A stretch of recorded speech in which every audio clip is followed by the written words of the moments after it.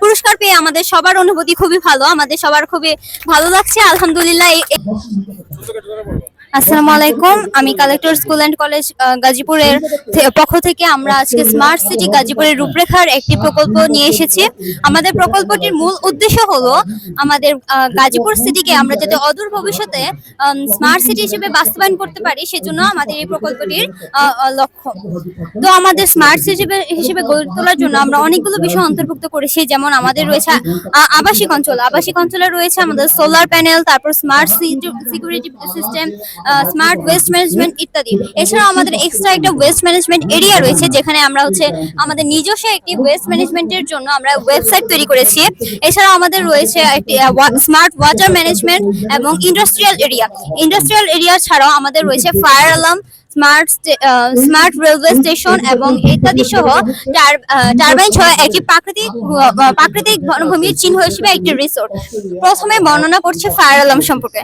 Fire alarm হচ্ছে এমন একটি অ্যালার্ম যেখানে আমাদের শহরের প্রতিটি জায়গায় সেন্সর ক্রিয়েট করা আছে। সেন্সর তো শহরে, জি অবশ্যই, যখন আমাদের শহরের যে কোনো জায়গায় আগুন লাগলে আমাদের ফায়ার সার্ভিস স্টেশনে একটি অ্যালার্ম বেজে উঠবে এবং পরবর্তীতে সেই যে জায়গায় আগুন লেগেছে সেই জায়গার লোকেশনটা ফায়ার সার্ভিস স্টেশনে আমাদের পৌঁছে যাবে, যার ফলে ফায়ার সার্ভিসরা দ্রুতই সেই নির্দিষ্ট স্থানে গিয়ে আগুন নেভাতে পারবেন।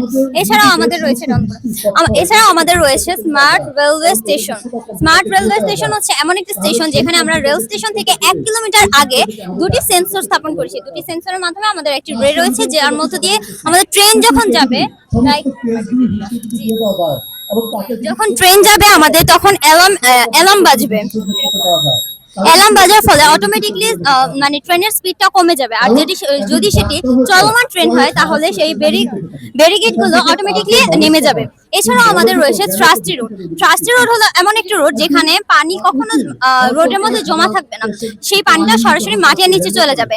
এক্ষেত্রে আমাদের দেখা যাচ্ছে যে ভূগর্ভস্থ পানির স্তর দিন দিন নিচে নেমে যাচ্ছে, যার ফলে আমরা যদি বৃষ্টির পর যদি আমাদের রাস্তাঘাটে জলাবদ্ধতা হয় তাহলে আমাদের খুবই প্রবলেম হতে পারে।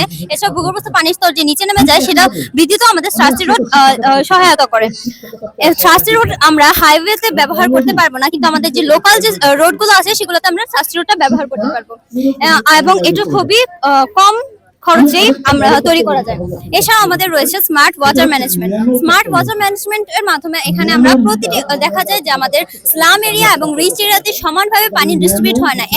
এক জায়গায় দেখা যায় যে একটা অঞ্চলে দেখা যায় মানুষ অধিক পরিমাণ পানি নষ্ট করছে, অপচয় করছে, এবং অপর জায়গায় দেখা যায় যে পানির অভাব দেখা যাচ্ছে। সেই জন্য সকল জায়গায় সমানভাবে পানি ডিস্ট্রিবিউট করার জন্য আমরা স্মার্ট ওয়াটার ম্যানেজমেন্টটা তৈরি করেছি।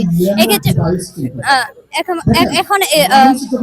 প্রথমে আমরা বৃষ্টির পানিটাকে একটা স্টোরেজে রেখেছি এবং নদীর যে দূষিত পানিটা সেটা এখানে ফিল্টারিং করে আমরা আরেকটা স্টোরেজে রেখেছি এবং প্রতিটি অঞ্চলে সেটি পরবর্তীতে আমরা সমানভাবে ডিস্ট্রিবিউট করছি। এছাড়াও আমাদের রয়েছে ইন্ডাস্ট্রিয়াল এরিয়ায় দেখা যায় আমাদের বায়ু দূষণ হচ্ছে, পানি দূষণ হচ্ছে। এই পানি দূষণ রোধ করার জন্য আমরা ইজিপি এবং ব্যাগ হাউস ফিল্টার স্থাপন করেছি। ব্যাগ হাউস ফিল্টার হচ্ছে এমন একটি ফিল্টার যার মাধ্যমে আমাদের যে কলকারখানার ধোঁয়াগুলো আছে সেগুলো পরিশোধিত হয়ে আমাদের বায়ুমণ্ডলে ছড়িয়ে যাবে, যার ফলে আমাদের পরিবেশের কোনো ক্ষতি হবে না।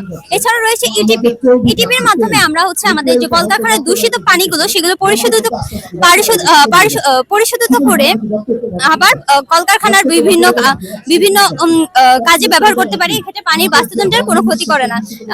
এছাড়াও রয়েছে আমাদের টেসলা কয়েল হচ্ছে এমন একটি কয়েল যার মাধ্যমে আমরা তারবিহীন বিদ্যুৎ উৎপাদন করতে সক্ষম হই। যেমন আমরা যদি দেখাই এখানে আমাদের কোনো কেবল বা তার নেই কিছু, কিন্তু আমরা যদি টেসলা কয়েলের যে নির্দিষ্ট সীমানার মধ্যে যদি এই লাইটটি আনার ফলে আমাদের কিন্তু লাইটটি জ্বলে উঠেছে, অর্থাৎ এখানে তারবিহীন ভাবে আমরা বিদ্যুৎ উৎপাদন করতে সক্ষম হয়েছি। এছাড়াও আমাদের ওয়েস্ট ম্যানেজমেন্ট এরিয়াতে আমরা একটি ওয়েবসাইট তৈরি করেছি। এটা হলো ওয়েবসাইটের লিংক আর এটা হলো হোম পেজ। এখানে সরাসরি সাবমিট ইউর গার্বেজ ক্লিক করলে সরাসরি একটা রেজিস্ট্রেশনের পেজ আসবে। এই পেজে শুধু রেজিস্ট্রেশন করলেই আমরা তাদের বাসা থেকে ময়লা যেই পচনশীল এবং অপচনশীল যেই জিনিসপত্রগুলো আছে ওইগুলো নিয়ে আসবো এবং আমরা এখানে রিসাইকেল করবো। পরবর্তীতে আমরা যেই আবর্জনাগুলো আমাদের হবে আমরা এই ওয়েস্ট ম্যানেজমেন্ট এরিয়াতে নিয়ে আসবো। ওয়েস্ট ম্যানেজমেন্ট এরিয়াতে নিয়ে আসার পর আমরা পচনশীল এবং অপচনশীল দ্রব্যগুলোকে আলাদা করবো।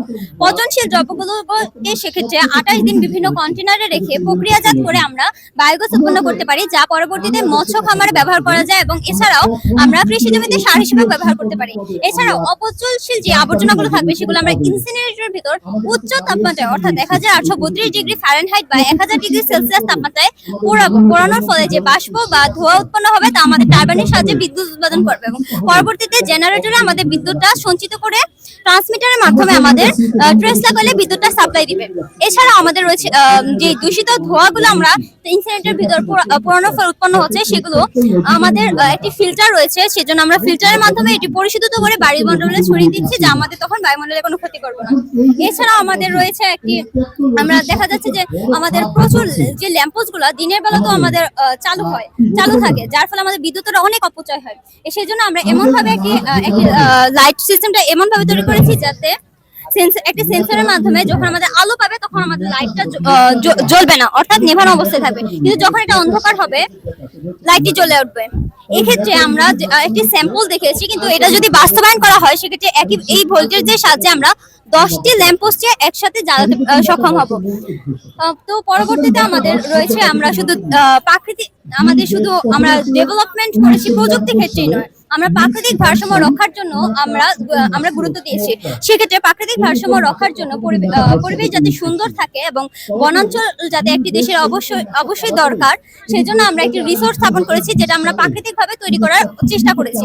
এই রিসোর্টে বিভিন্নভাবে আমরা প্রাকৃতিক মানুষের বিনোদনের জন্য তৈরি করেছি এবং মানুষের অবসাদ দূরীকরণের জন্য তৈরি করেছি, যা সাস্টেনেবল গোলের একটি অন্যতম লক্ষ্য।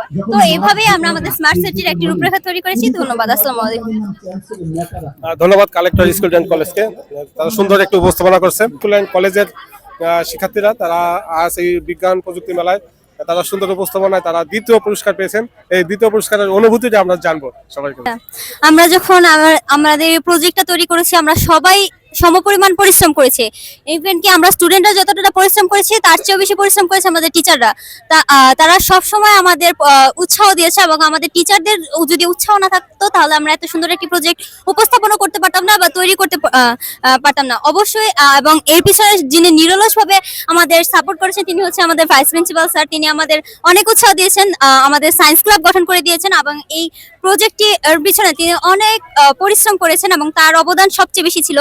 আর সর্বোপরি আমরা আমাদের সাথে যারা ছিল সবাই মিলে আমরা অনেক কষ্ট করে এই প্রজেক্টটা যেহেতু তৈরি করেছি, এর জন্য পুরস্কার পেয়ে আমাদের সবার অনুভূতি খুবই ভালো, আমাদের সবার খুবই ভালো লাগছে। আলহামদুলিল্লাহ, এইভাবেই যাতে আমরা আরো আমাদের স্কুলকে দেশের মধ্যে এগিয়ে নিয়ে যেতে পারি, শুধু দেশের মধ্যে নয় আন্তর্জাতিক ভাবেও যাতে আমাদের দেশকে আমরা রিপ্রেজেন্ট করতে পারি, সেজন্য আমরা সবার কাছে দোয়া প্রার্থী। ধন্যবাদ। আসসালামু আলাইকুম।